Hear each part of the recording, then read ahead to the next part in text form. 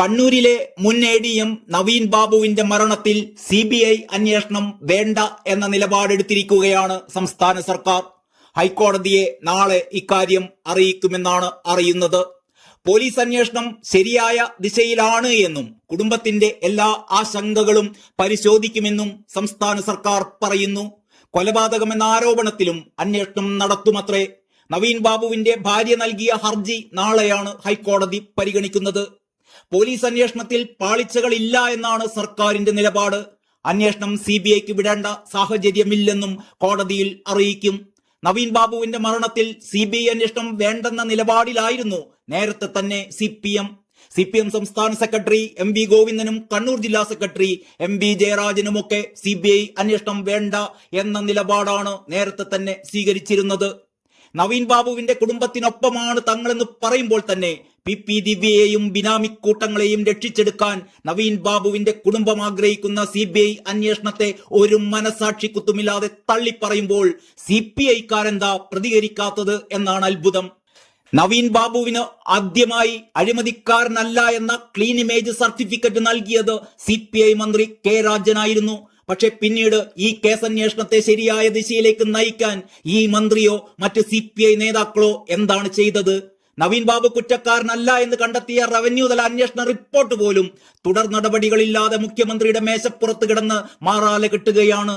ശരിക്കും ഈ CPIക്കാരും ഇരട്ടത്താപ്പ് കളിക്കുകയാണോ?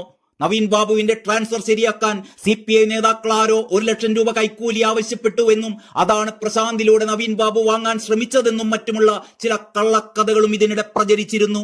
CPIയുടെ കണ്ണൂർ ജില്ലാ നേതാവിന്റെ ഇക്കാര്യത്തിലുള്ള ചില ഇടപെടലുകളെ കുറിച്ച് ചില സൂചനകളും പുറത്തു വരുന്നുണ്ട്. സത്യസന്ധനായ ഒരു ഉദ്യോഗസ്ഥനെ മരിച്ചുപോയിട്ടും CPMകാരും CPIക്കാരും കൂടിച്ചേർന്ന് വീണ്ടും ഇങ്ങനെ കൊല വിളിക്കുമ്പോൾ കേരളം സത്യത്തിൽ ഞെട്ടിപ്പോകുകയാണ്.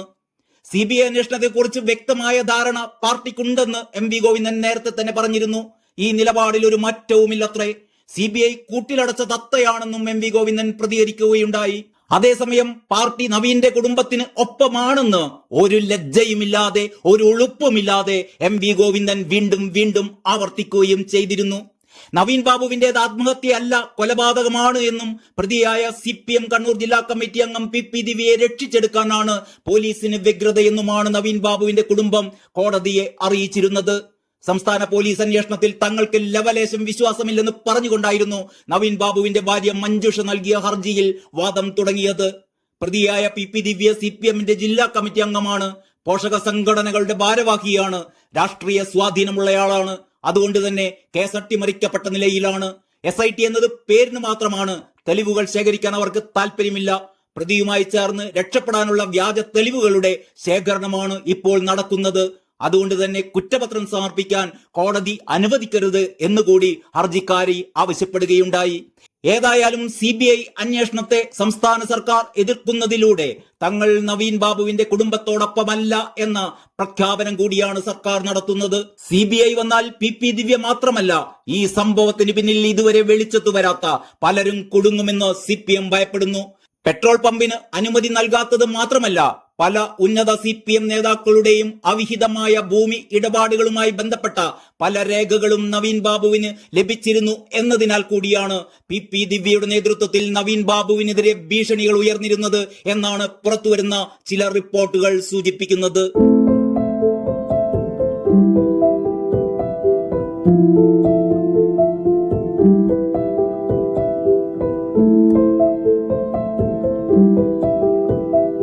Thank you.